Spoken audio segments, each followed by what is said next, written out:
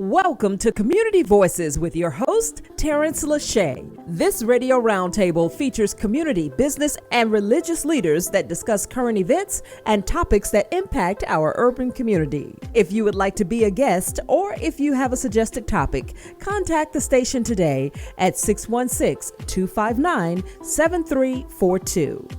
Now, into the program. Welcome back to another edition of Community Voices on 91.9 FM, The People's Choice. I'm Tarence Lauchie, and I'm in the studio today with a dynamic leader in our community, somebody who has worked and is working to help empower the community through education, as well as achievement, accomplishment, dreams, goals, the whole 9 yards. Many people may know him. He's an accomplished musician, recently finished a doctoral program, and now it's my privilege to be able to introduce Dr. Shaquille Anthony. Welcome. I'm so excited to be here. Thank you for having me. I have to confess, I'm excited about this. Go ahead. I'm excited too. You're making me nervous. I'm still getting used to the doctor thing. That's a thing. Like I'm still, but I'm honored to be here. I'm grateful. When you look back on your journey and you think about like where you came from, right? Like I'm from the Heights. You know what I'm saying? So it's that's in Muskegon Heights. Oh right? yeah, Muskegon Heights. Right. I'm a tiger, not a big red. You got to make that clear. Oh, okay. Got to make that clear. Well, listen, being here and sitting at this table with you is just kind of a continuation of many conversations that we have and have had, will continue to have as Renaissance men, those who think about making a difference in our community as well as legacy. You're a dad, an excellent dad, who you've even written a book about being an accomplished single parent. Let's talk a little bit about your role, though.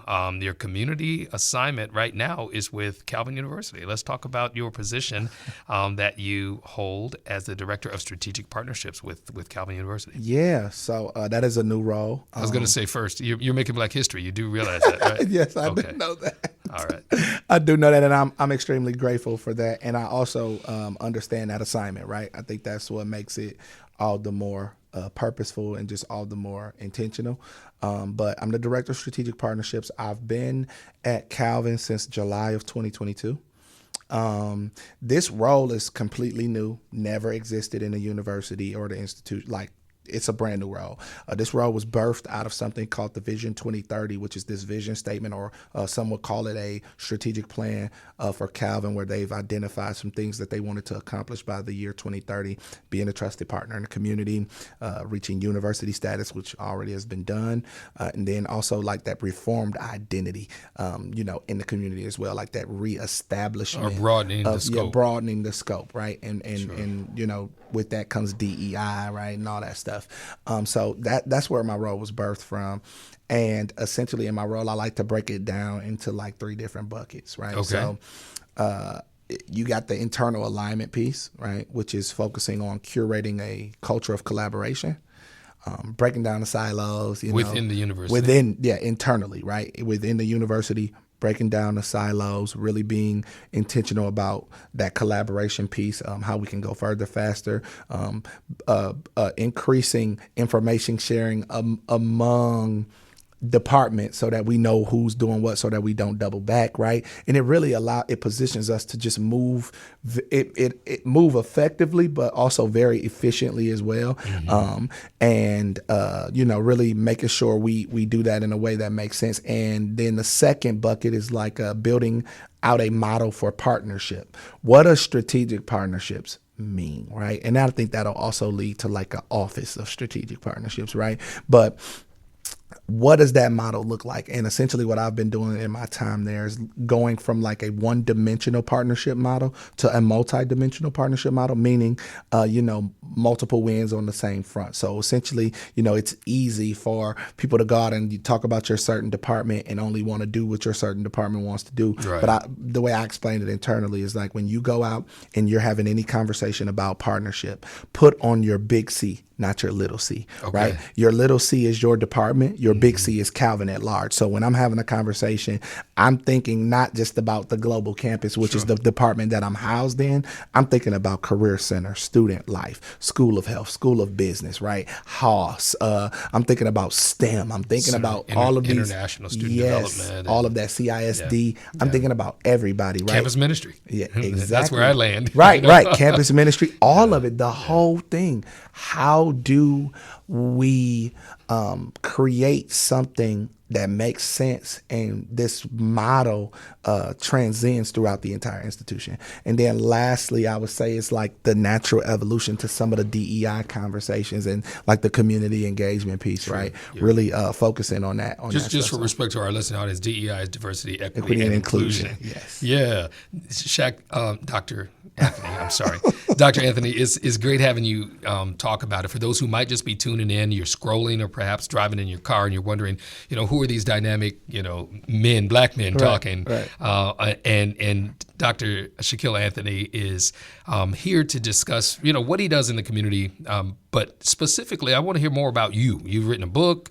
You're probably working on some more now that your doctoral thesis has been successfully defended. Yeah. But as the director of strategic partnerships at Calvin University, you become a link, a face of familiarity for many of us. We know you from the church community as well as music and all those things. And so let's just highlight some of those things. What drives you? What's your passion? What's pushing behind Shaquille Anthony? Yeah, I think it's the summation of my life's experiences, right? I'm from Muskegon Heights. I was raised by a strong black woman, my mom. And, my biological father committed suicide on my 5th birthday. And my mom, raised me, and then she got married. And, I had a great stepfather who I lost right before I became a father. Wow. He passed literally 2 months before my daughter was born. Wow. And he had a hand in raising me. And, and I got my start, right? I graduated college, first generation, right? And found out I was having a daughter in my last semester of college, got all the way through college and then the last semester, right? Okay. And really these life experiences are what I think have set me up to, and it's what drives me, right? Like, of course, I grind as hard as I do for my family and for my daughter, of course, right? I have to make sure she's set up for the rest of her life. But when I look back on my life and what I've been through, not just what I've been through, because I don't want to sound like a victim, right? What I've lived through, right? What I've come out of, right? Yes. And I look at that, and I also think about the millions of other people who have gone through similar or even worse or less, right? Mm-hmm. And how can I use what God has given me through my lived experiences to impact the lives of others in a positive way? And that's what drives me. I am, at the core of my being, it's about equity. It's about accessibility. It's about intentionality. It's about making sure that community voice is uplifted and meeting people where they are, right?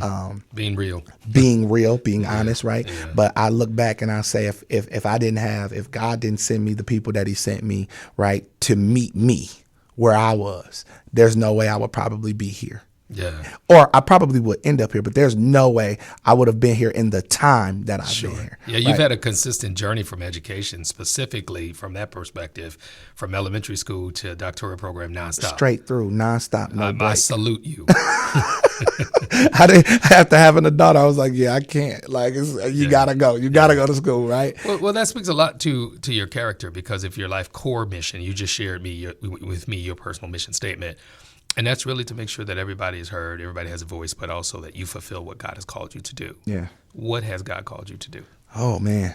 I feel like that's such a layered question. I set you up. No, yeah, you definitely set me up. And it's something that I recently have been navigating, yes, right? Because I've given my life to education, literally. Mm-hmm. And so now that I'm done, it's like, okay, what's next? Like, you're done receiving education. Right, yeah. So now it's time to give, right? There you go. And I think producers and consumers, right? That's what it is. And I think now, right, when you say like, what has God called you to do? I think that is a living, breathing mechanism, right? It's a living organism. It's a living organism, right? Got you. I don't think it's one thing, but I really believe God has called me to be a culture shifter, a bridge, and to be this common ground for all people, and that is very unique position to be in. Absolutely. Because of the way I'm centered. You have music, you have church, but you also have the marketplace, business, right? Nonprofit, education, healthcare, right? You have all of these different things. And what I love about God is he's such an architect, right? He doesn't limit you, right? So in these spaces, one thing that I can say, we talked about my consistent education and career journey. I can truly say that in every role that I've ever had post bachelor's degree, the mission of my work has never changed, even though the organization might have. Which is good. That's what I meant by the whole Renaissance thing. You're still able to express what you've been planted on this earth to do in various venues, various avenues. You've various worked in sectors, nonprofit housing.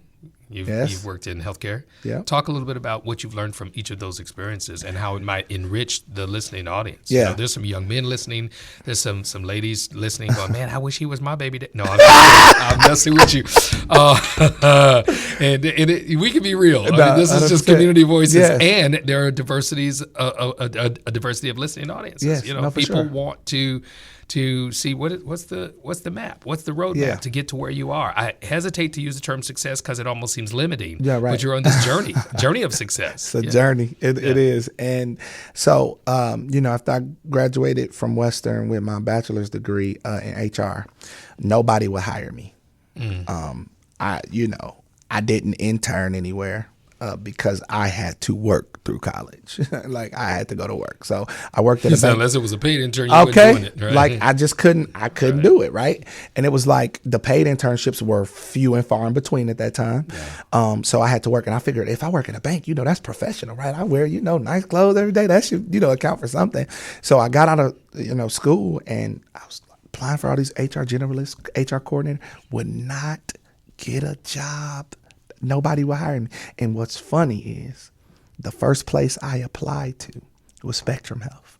Okay. They wouldn't hire me. Fresh out of college. But once I got to Link and they saw what I was capable of, they literally came and got me. So they recruited you. Like legitimate, honest to God, they called me and was like, there's a position about to open at midnight. We need you to apply at midnight. Well, to me, these are not coincidences. To me, that sounds like God has his hand in orchestrating what's going on in your life. 100%, right? Yeah. They called me. You apply. We'll pull we'll pull your application. You'll get an interview at some point. Wow. Literally, I was hired within 7 days. Awesome. Of that phone call. So that's grace and favor. Grace you and favor. prepared yourself for it. You went to school. You got your degrees. Absolutely. You did the work.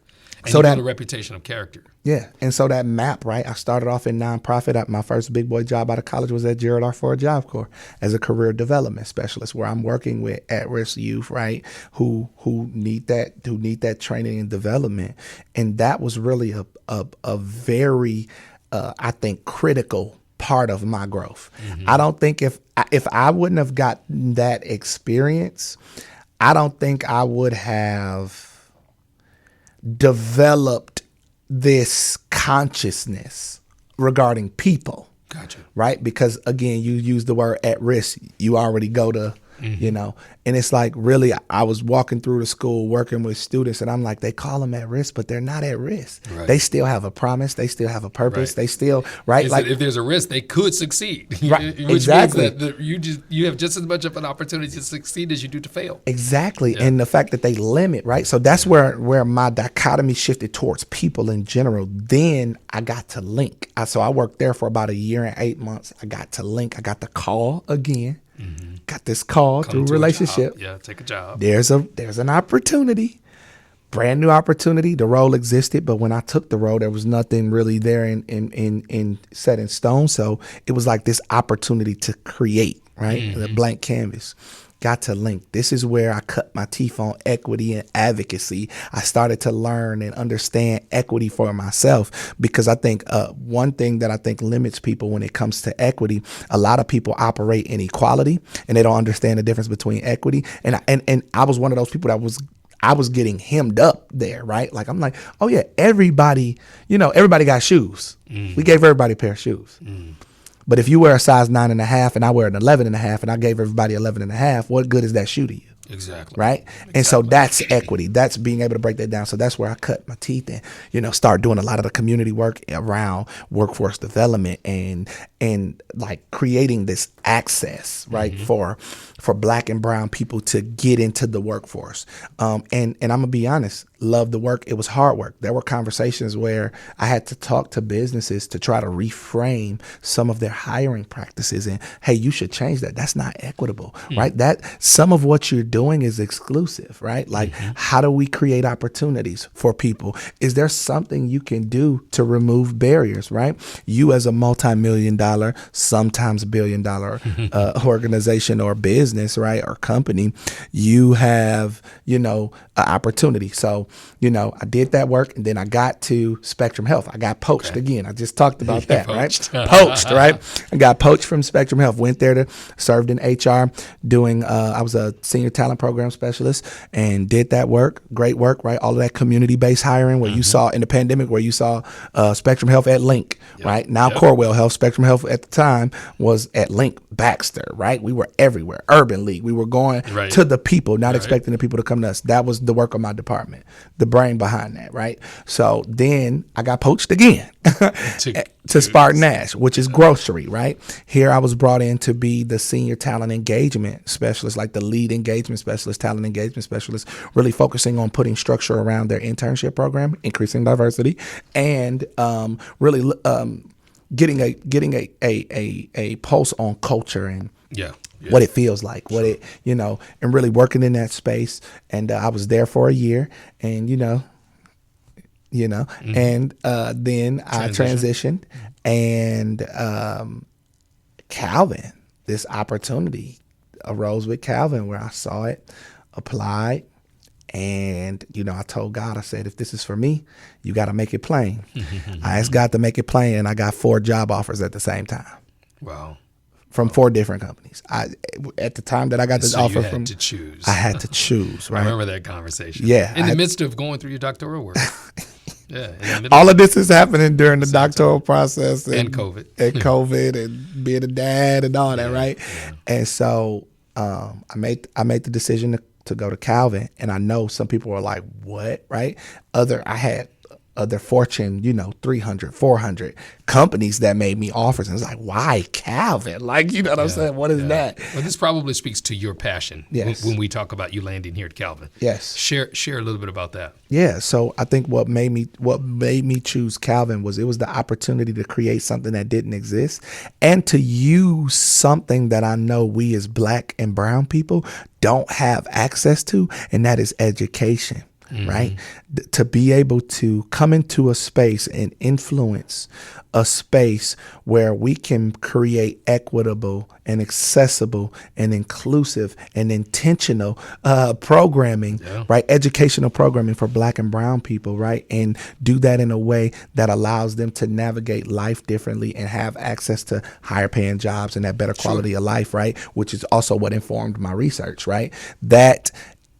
Doing that's what made me come. It was the opportunity to build what didn't exist and to do something in a way where it's like, yes, I can go work at this company, but there's still so many barriers that can be implemented because of the hierarchy. Right. And the systemic challenges that exist still exist. And then some people will look at Calvin and say, well, it's the same thing because of the historic nature, right? And we acknowledge that, of course, 100%. But I believe now Calvin is positioned uniquely with the new president, new administration, and new becoming people, a university. And becoming a university. The term university alone means that the scope is widening. It's widening. To open up for others to come and experience the opportunity of a Christian-based liberal arts education that is highly regarded.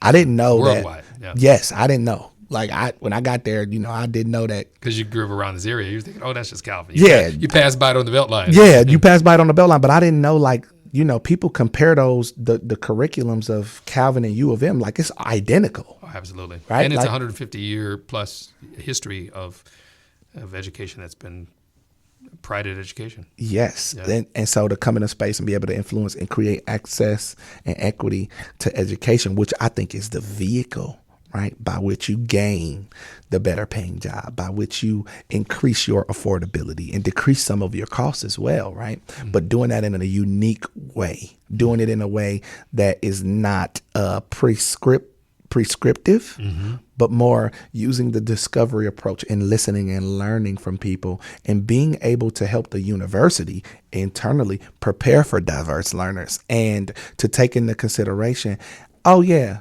they might not have, 40 out of 60 credits for an associate's or, 100 out of 122 credits for a bachelor's degree, but they have qualified lived experiences mm-hmm. that should be taken into consideration and that should help them. So I think that what you're doing right now is an extension of your ministry and what you've been called to do for the kingdom. So I want to switch the conversation a little bit and talk about that kingdom.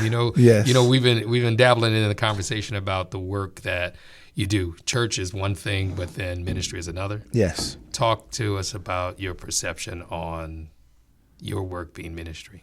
Okay. Yeah. I feel like my work is ministry at the core, right? I think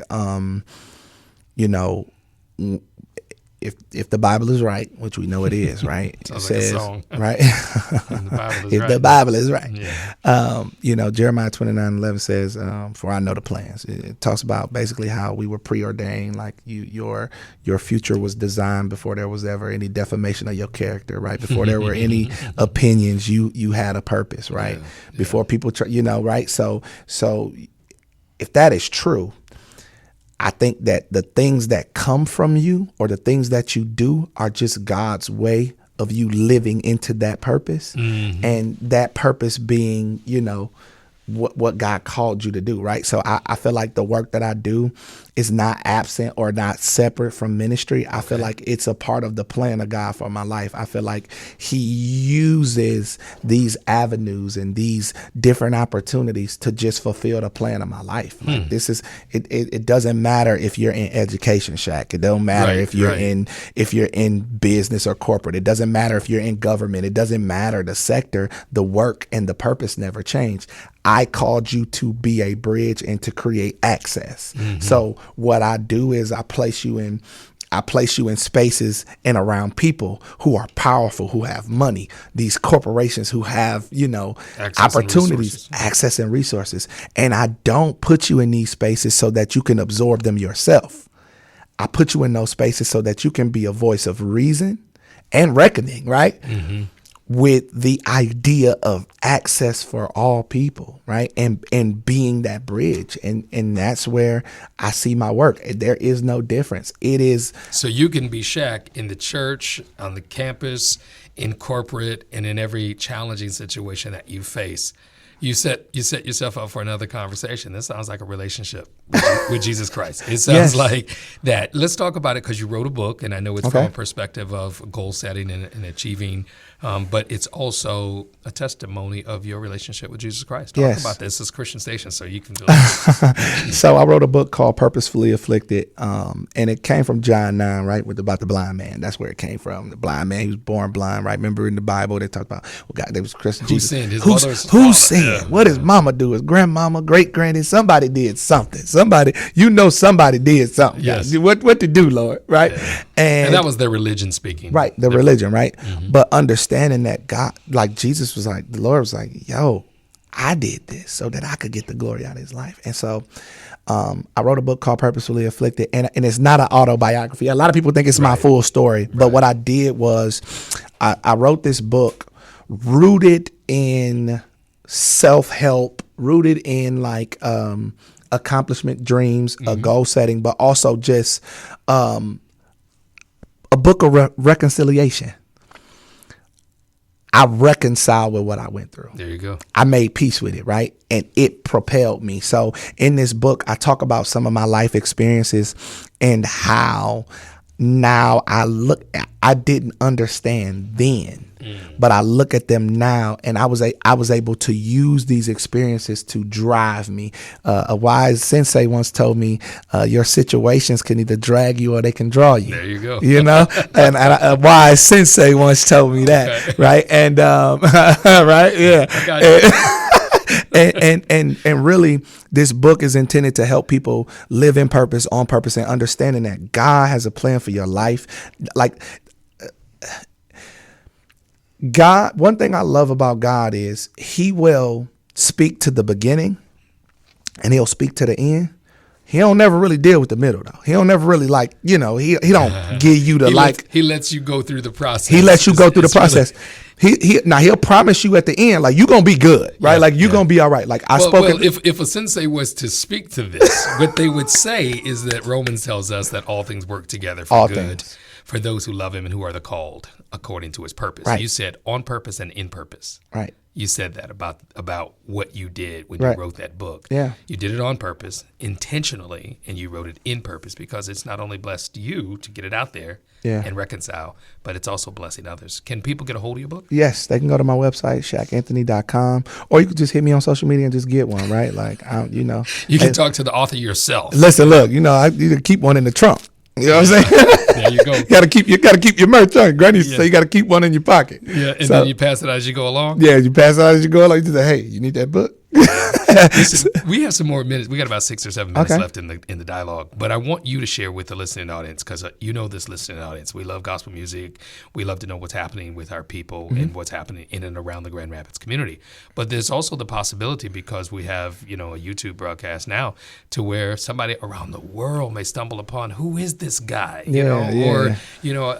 I'd like to get to know him and maybe invite him to do some public speaking. You've got a scholarship that you've established at my high school. Yeah, at your high school. Talk a little bit about what you want them to know, about shacanthony.com. No, reach out to me anytime. I'm open for public speaking, right?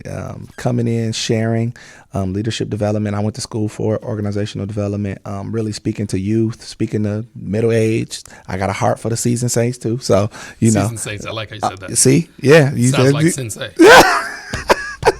So I'm open. I'm not hard to find. I'm not, you can email me at drshacanthony at gmail.com. So that's DRSHAQANTHONY at gmail.com.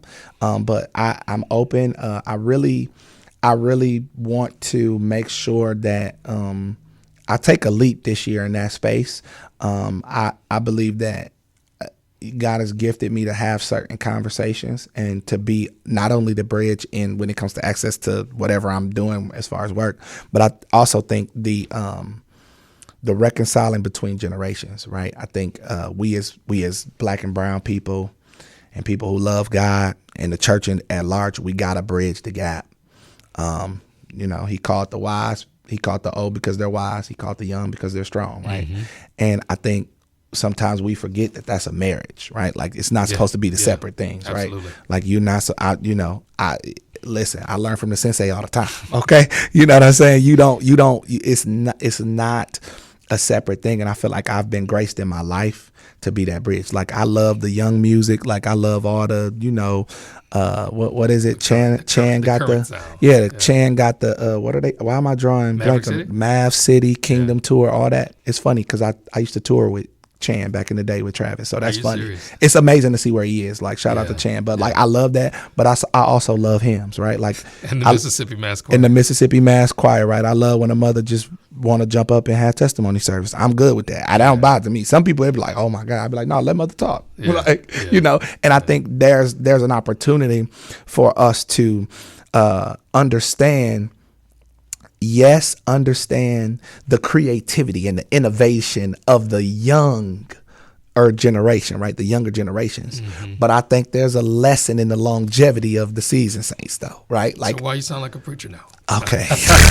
You setting me up again?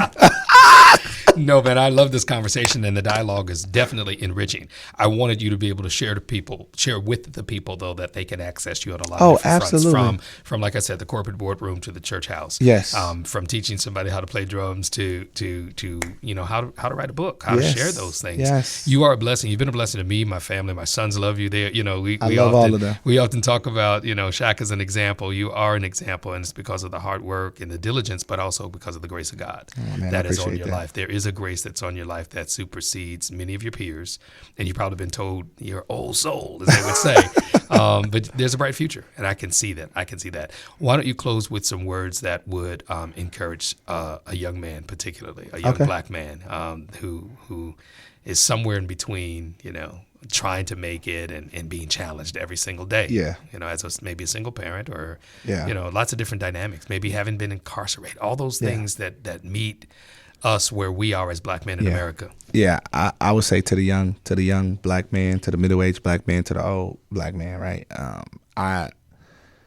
Back to what we talked about purpose, right? Never forget that. I think purpose is the anchor, right? You, regardless of whatever's happened in your life, it doesn't diminish your purpose. And a lot of times what I've learned is what happens in your life is literally the catalyst for your purpose, right? So you might have been incarcerated. That's a catalyst for your purpose because you were incarcerated. Now you are not. You lived through it. Now you get to go be, right? The change agent, right? You're a single dad. You probably didn't have your father. Now you get to go be that father that you wanted, that you wanted or that you didn't have. Now you get to go be that, and then also encourage other black men to step up to the plate. And so I would say, just hold on to that purpose. Get a hold of that purpose. And I know some people are like, well, I don't feel like I know what my purpose is. Well, I want to help you discover that quickly, right? If you don't know what your purpose is, ask yourself a few questions. What makes you upset? What keeps you up at night? What would you do if money were no option? And what is it that you would do that you feel would reach a bunch of people, right? Like those few questions. Just ask yourself those questions. What keeps you up? What makes you angry? What would you do for free? What would you do to that you like, oh man, that would reach a bunch of people, and that would affect. Ask yourself those questions. Your purpose is often very closely tied to all of those questions, and it's never too late. It's never too late to live in purpose, and it's never too late to live on purpose, no matter what age, no matter what you're going through, no matter what you've been through, no matter what it looks like, right? No matter what comes your way, it's never too late. Amen. It's never too late. Man, thank you so much. This has been such a rich conversation.